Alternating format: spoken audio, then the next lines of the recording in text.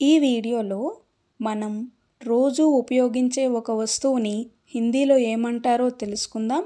And ఈ వస్తువుని use చేస్తూ మనం చెప్పుకునే కొన్ని మాటల్ని హిందీలో ఎలా మాట్లాడాలో తెలుసుకుందాం. ఆ వస్తువు ఏంటంటే దువ్వెన.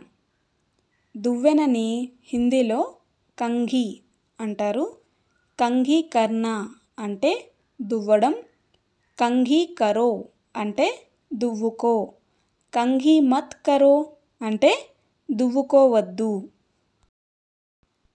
నెక్స్ట్ సెంటెన్స్ హిందీలో కంఘీ క్యూ నహీ కియా అంటే తెలుగులో ఎందుకు దువ్వుకోలేదు అని అర్థం వస్తుంది. నెక్స్ట్ వన్ జల్దీ కంఘీ కరో బాహర్ జాయేంగే అంటే తొందరగా దువ్వుకో బయటికి వెళ్దాం అని అర్థం వస్తుంది. జల్దీ అంటే తొందరగా, బాహర్ అంటే బయటకి. నెక్స్ట్ వన్ కంఘీ కర్తే సమయ్ అంటే దువ్వుకునేటప్పుడు. నెక్స్ట్ వన్ కంఘీ కబ్ కరోగే అంటే ఎప్పుడు దువ్వుకుంటావు అని అర్థం వస్తుంది. కబ్ అంటే ఎప్పుడు. Thank you.